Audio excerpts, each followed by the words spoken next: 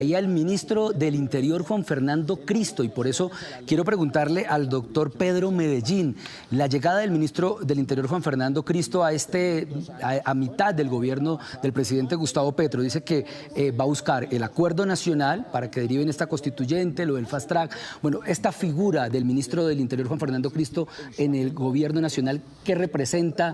¿Cuál es su lectura, doctor Medellín? Yo creo que eso va a ser, aló,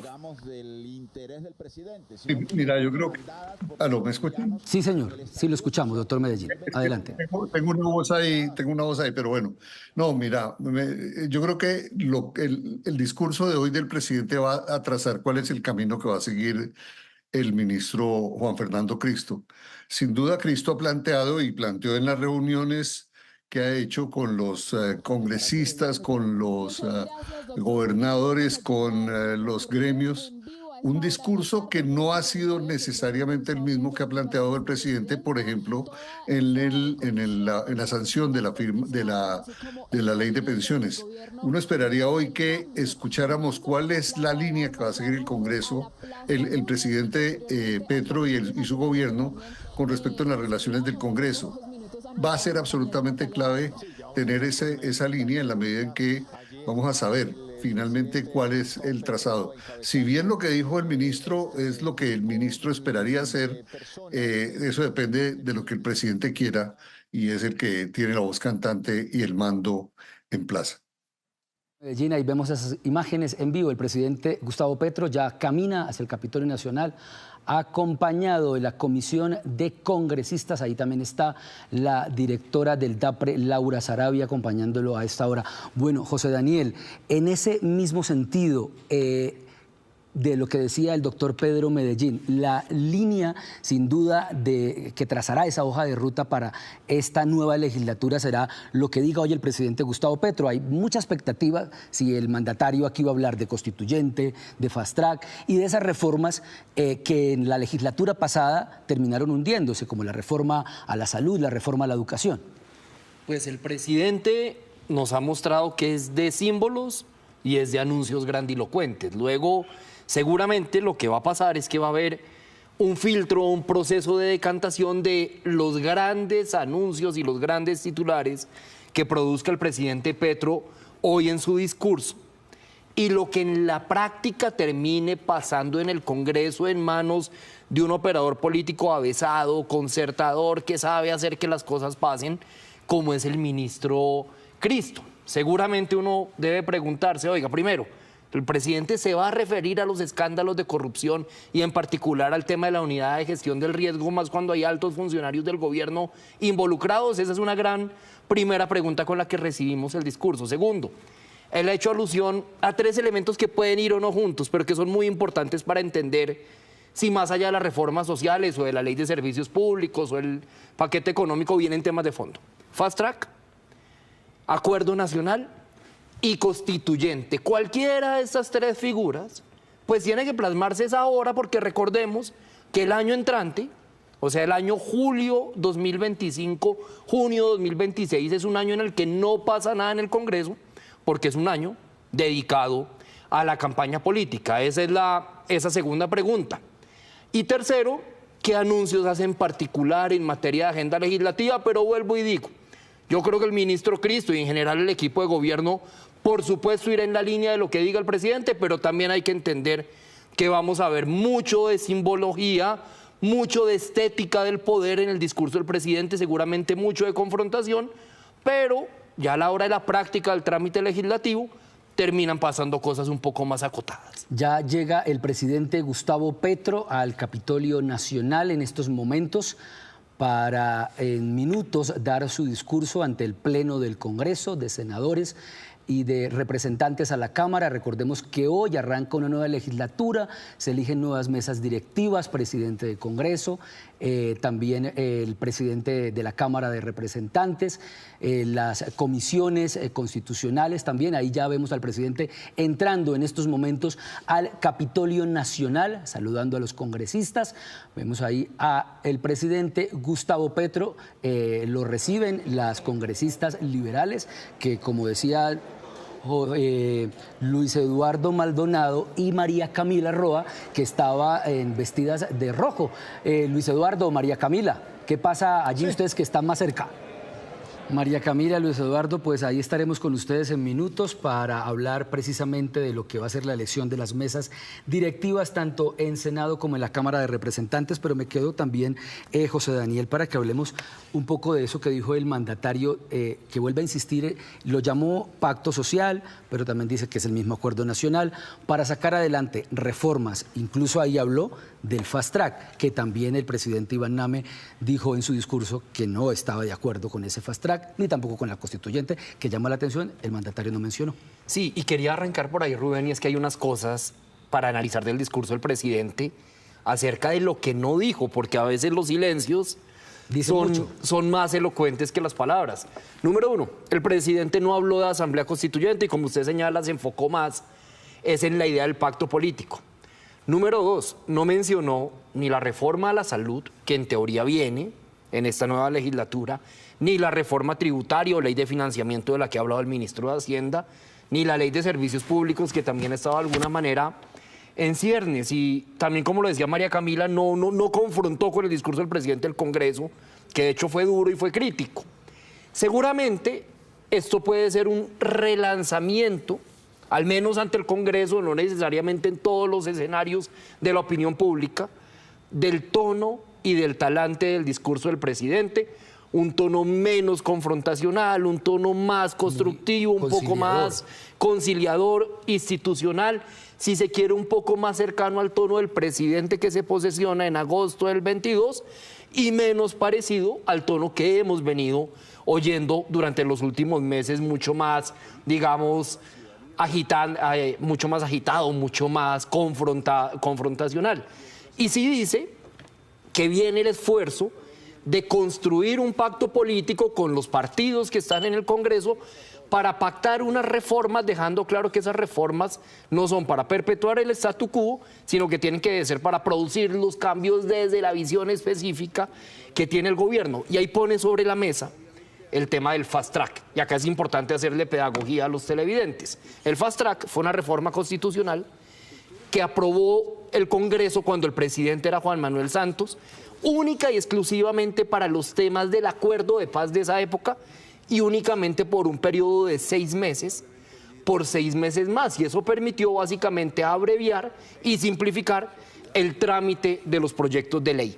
Esa reforma constitucional de fast track, el acto legislativo 01 de 2016, ya cumplió su misión, legalmente no sirve, no se puede desempolvar, no se puede reciclar. Lo que habrá que entender es si esto significa que el ministro del Interior se va a poner en la tarea de buscar una nueva reforma a la Constitución, que de por sí es demorada, es compleja, es tortuosa, para crear un mecanismo que les permitiera por allá el año entrante sacar adelante reformas un poco más rápido, porque lo que sí es absolutamente claro desde el derecho es que ese fast track viejo del 2016 del acuerdo de paz no sirve para la realidad actual.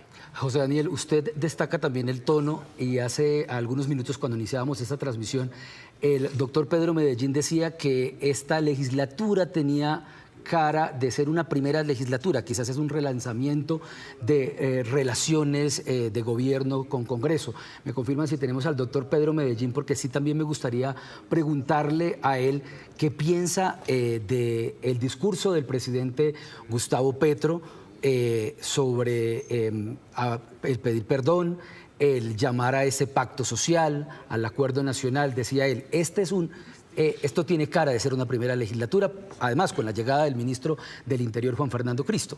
Claro, de nuevo, un tono un poco más tranquilo, un poco más reposado, pero también con algo que hay que tener muy claro, y es que esto no significa que el presidente Petro dejó de ser de izquierda y dejó de pensar tal vez como piensan las mayorías del Congreso. Cuando ya venga la labor de carpintería de este acuerdo político que el presidente anunció, si es que efectivamente citan esas mesas y citan a ese procedimiento para lograr esos acuerdos políticos, pues imagínense cuando llegue la discusión de la reforma agraria o de las figuras de expropiación de tierras o las condiciones de la negociación voluntaria de esas tierras, o imagínense la discusión para concertar una reforma a la salud, proceso que ya vivimos en este país durante los últimos 2 años. El hecho de que el presidente quiera ser más concertador no significa que en los contenidos ideológicos, que en su visión de los temas de país, se haya flexibilizado, se haya moderado o esté un poco más cerca al centro y un poco más lejos de la izquierda. Cuando llegue la discusión ya de qué debe decir la reforma agraria, que anunció una ley de reforma agraria, o cuando llegue la discusión sobre la reforma laboral, que ya se aprobó el primer debate, o cuando llegue la discusión de todo ese paquete de normas, pues ahí seguirá, volverá a ser, digamos, una discusión supremamente dura en medio de visiones muy distintas del gobierno y de partidos mayoritarios en el Congreso. Y eso es muy importante lo que usted dice, José Daniel, porque en la pasada legislatura también le criticaban al presidente Gustavo Petro, que hacía por un lado un llamado a la concertación, pero después no cedía en algunas cosas, puntualmente en lo que tenía que ver con la reforma a la salud, que finalmente terminó hundida en la legislatura pasada. Y seguimos con el doctor Pedro Medellín, porque a él quiero preguntarle sus impresiones sobre el discurso del presidente Gustavo Petro, el tono y lo que dijo el mandatario durante esa más de una hora de discurso. Doctor Pedro Medellín. Pues mire, a mí me sorprendió el discurso del presidente y me sorprendió sobre todo el tema, el tono en que abordó el discurso. El pedir perdón marcó una manera distinta de aproximarse al Congreso, a la clase política y al país, y a todos nos cogió por sorpresa que una persona con un ego tan fuerte, tan marcado y con una escasa disposición a la autocrítica como él, diga: yo soy responsable, yo lo nombré y tengo que pedir perdón por ese error. Es un hecho político muy importante y marca un cambio importante en la manera de hablar. Yo estoy de acuerdo con José Daniel. Eso no es que él no cambió la ideología y se volvió. No, no, no, no. Que buscó una forma distinta de diálogo, me parece, de aproximación, me pareció que fue inteligente, porque con eso va a neutralizar mucho de la crisis y del desajuste institucional y político que se puede producir o que se puede mostrar en la medida en que avancen las investigaciones. Lo que sí quiero plantear es que hizo un buen discurso y un discurso inteligente. ¿En qué sentido? Planteó lo que el Congreso quería oír, que era: vamos a hacer una concertación, busquemos un pacto político, busquemos acordar las reformas. Pero mandó 3 mensajes muy duros también. Primer mensaje durísimo es el mensaje a los grupos armados. La negociación no es sobre el control territorial, la negociación es cómo pasamos de las economías ilegales a las economías legales. Y ese tema es muy importante. Sí, primer mensaje muy fuerte a los negociadores. Segundo mensaje fuerte, me parece que es el mensaje al Congreso. Vamos a hacer una agenda y en la agenda vamos a hacer un proceso de construcción y de diálogo y tal. Pero, ojo con esto, los pactos no solamente son entre nosotros. Y aquí me parece que viene el punto que es bien interesante, porque él dice: el pacto también tiene que ser con la gente que está fuera del Congreso. ¿Qué quiere decir? Que ese proceso que está llevando con las universidades y los pactos las constituyentes universitarias y todos esos procesos de constituyente que está jalonando, o de poder constituyente que está jalonando en las regiones, y que está poniendo al ministro que están gestionando, el ministro de Educación, Daniel Rojas, el director de la Agencia de Tierras y otros funcionarios del gobierno empujando esa tarea. Entonces abrió el espacio diciendo: es que el pacto no solamente es con el Congreso, sino el pacto es con la gente que está fuera del Congreso. Es decir, los volvió un actor político, y ese es un tema muy interesante. Y el tercer mensaje fuerte es el tema de la inversión forzosa. Ese tema de decir: vamos a discutir la inversión forzosa, vamos a trabajar entre todos y vamos a discutir, es un mensaje también muy para el sector financiero, Sí, señor. y para el sector productivo respecto a cómo es que va a ser la negociación y donde Doctor, cada uno va a estar al tema de la reactivación económica. Doctor Medellín, perdón, lo interrumpo porque precisamente quiero que ese punto del que usted está hablando de la inversión forzosa, recordemos lo que dijo en el discurso el presidente Gustavo Petro. Vamos a presentar aquí un paquete de normas de cambio de leyes que agilicen la ejecución del acuerdo de paz con la FARC. Traeremos artículos de la reforma agraria. Traeremos la transformación de la Agencia Nacional de Tierras si es de ley. Y si es de decreto, pues lo decretaré yo mismo. Traeremos las posibilidades de aumentar la inversión forzosa para la agricultura en Colombia, para la vivienda y para la industria de exportación y la industria de la economía popular. Imágenes en vivo de lo que pasa hasta ahora en el Capitolio, en el Congreso de la República. Doctor Pedro Medellín, vuelvo con usted para que sigamos hablando de ese punto que usted empezó a tocar y es la inversión forzosa. No es la primera vez que el presidente Gustavo Petro habla de este concepto de la inversión forzosa. Ya lo había hecho en el pasado en el Congreso de Asobancaria. ¿Esto qué quiere decir? ¿Cuáles son los alcances de la inversión forzosa que plantea hoy el mandatario, doctor Medellín? Hay un tema que es muy importante y es que el presidente se ha apoyado mucho en la inversión privada, sobre todo o en particular. No, es que estoy escuchando una voz ahí que se metió ya.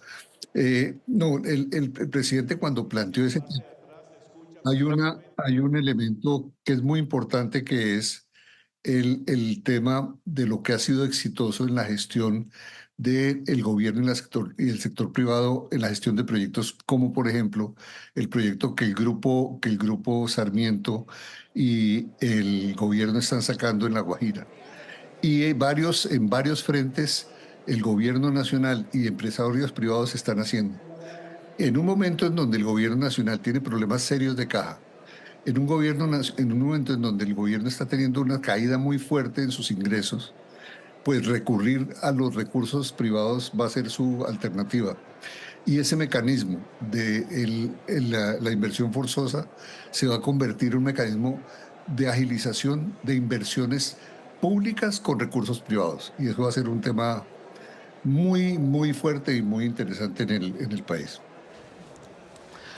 Doctor Pedro Medellín, bueno, José Daniel, sobre esta inversión forzosa, ya en el pasado, por ejemplo, en el caso de los bancos, ya había mostrado sus reparos a este planteamiento que hizo el presidente Gustavo Petro en el Congreso de Asobancaria de la inversión forzosa, pero esto de alguna manera, si lo viéramos en otros términos, sí le permitiría, como lo dice el jefe de Estado, reactivar la economía utilizando o que las empresas destinen ciertos recursos para invertir en proyectos en el país. Pues vea, esta es una idea, la de la inversión forzosa, que de alguna manera el presidente estaba poniendo en el ambiente, no hoy por primera vez, sino ya lo había hecho en los últimos meses, que no ha tenido todavía, no ha sido impulsado por el equipo económico del gobierno y pareciera que el presidente quiere meterlo dentro de su paquete de proyectos de ley que anunció hoy.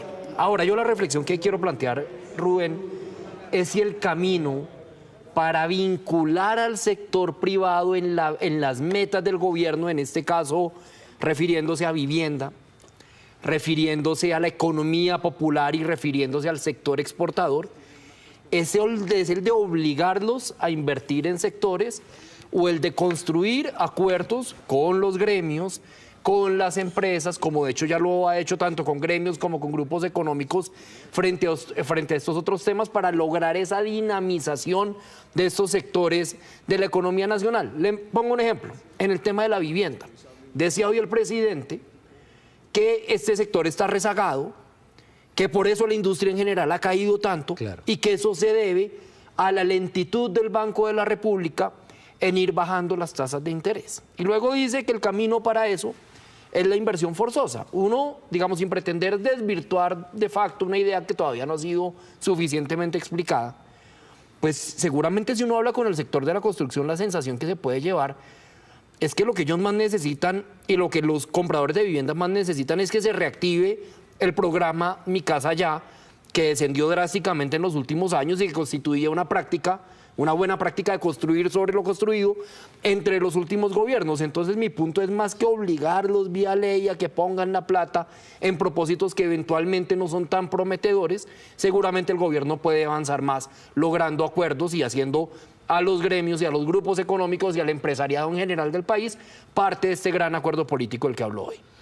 Seguimos en esta transmisión especial de la instalación del Congreso de la República, 6 de la tarde, 32 minutos, y vamos a conocer más reacciones, lo que pasa a esta hora en el Legislativo, y le damos paso a Nicolás Rojas. Nicolás, adelante. Juan David, pues precisamente vamos a seguir hablando sobre lo que ha dicho el presidente Gustavo Petro en materia de paz, la implementación del acuerdo de paz. Dice que lo hicieron trizas, pero que se necesita un acuerdo, un gran acuerdo también para avanzar en la implementación del acuerdo de paz, como la reforma agraria, la transformación de la Agencia Nacional de Tierras. Doctor Pedro Medellín, vuelvo con usted sobre esto que ha dicho el presidente Gustavo Petro, su análisis en materia de paz. Mire, en materia de paz yo creo que el presidente está exagerando en términos de quién hizo trizas el acuerdo. Quien hizo trizas el acuerdo del presidente Santos fue el presidente Petro. Primero, cuando montó su proyecto de paz total, que es cuando arranca y cuando instala con las disidencias de las FARC en los llanos del Yarí un gran evento con las FARC, inaugurando el proceso de negociación con ellos. Ahí se dinamita el acuerdo. ¿Por qué? Porque ahí entran actores que se han enfrentado muy duramente con quienes estuvieron en el proceso de la firma de los acuerdos, y ahí empieza a plantearse que la necesidad que no se trata de hacer un acuerdo parcial de paz, sino que la paz tiene que ser una paz total con todos, incluyendo las organizaciones criminales. Entonces, la primera persona que dinamita el proceso de paz en serio es el presidente Petro con su discurso. Y en segundo lugar, cuando amenaza con ir a decir en Naciones Unidas, señores, el Estado colombiano no está en capacidad. Petro hizo una cosa muy importante, y reconoció que el gobierno nacional de Juan Manuel Santos se había preocupado más por llegar a que las FARC firmaran los acuerdos, a buscar realmente que los acuerdos fueran viables. Lo que importaba era que firmaran, no importaba lo que se acordara, si era viable o no era viable, si era implementable o no.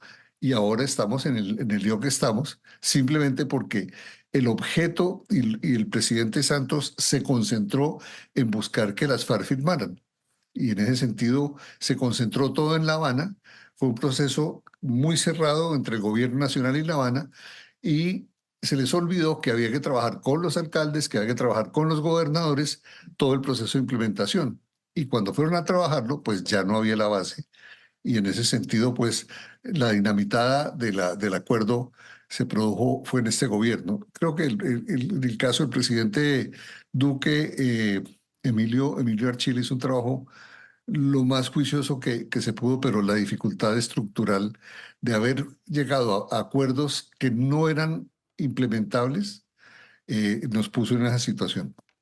Bueno, doctor José Daniel, rápidamente, ¿comparte usted esta frase del doctor Pedro Medellín, que la primera persona que dinamita el proceso de paz es el presidente Gustavo Petro? Pues no creo que la primera, yo creo que el gobierno del presidente Duque, si bien como acierta el doctor Medellín, tuvo un funcionario muy comprometido y muy jugado con su implementación, como lo fue el doctor Emilio Archila, ni el presidente Duque, ni la mayoría de su equipo de gobierno creían en el acuerdo de paz, y en su momento fue evidente en varios frentes que lo desfinanciaron, no le pusieron zancadillas, pero sí reconozco, digamos, hecha como esa claridad más cronológica, que la paz total no ha jugado tan a favor del acuerdo de paz de La Habana, pero en especial, donde creo que se le termina haciendo daño al acuerdo de paz de La Habana, es creando una mesa de diálogo con quienes traicionaron el acuerdo de La Habana, y en especial con el señor Iván Márquez y con la llamada Segunda Marquetalia, porque cuando usted como Estado empeña la palabra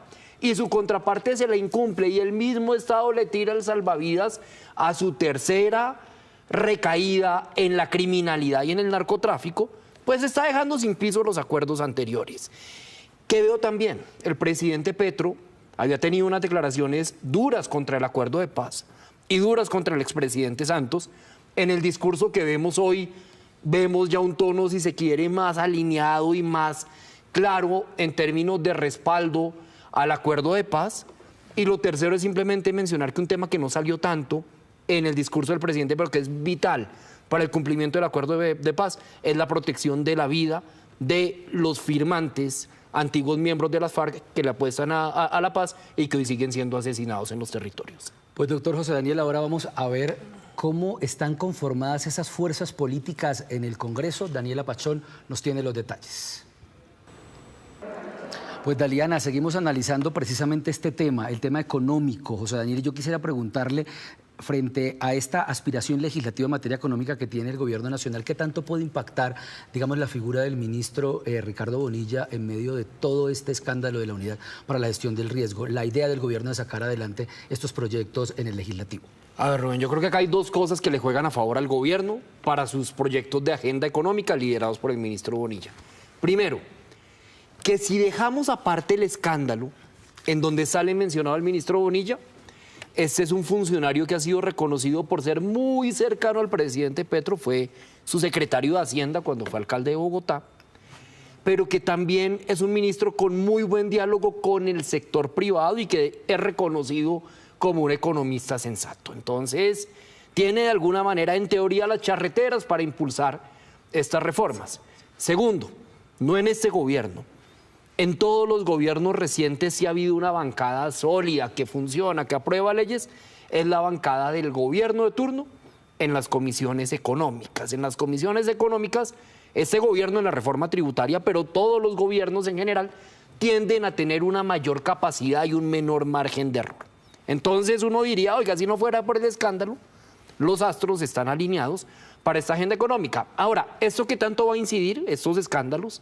Más con los señalamientos hacia el ministro, sin duda van a meter un ruido, puede que sea un ruido más de opinión pública. La práctica parlamentaria en comisiones económicas es una práctica mucho más regional, un poco menos determinada por la opinión.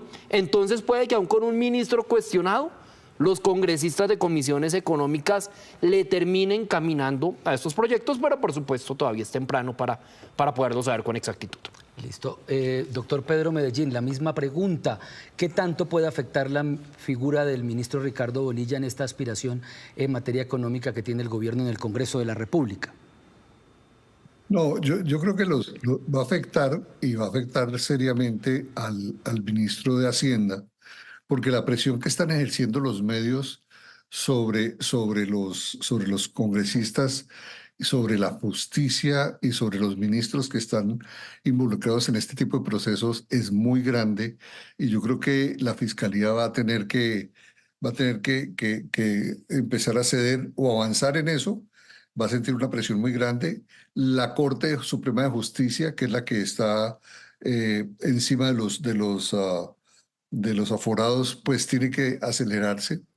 Y hay otro tema que es importantísimo.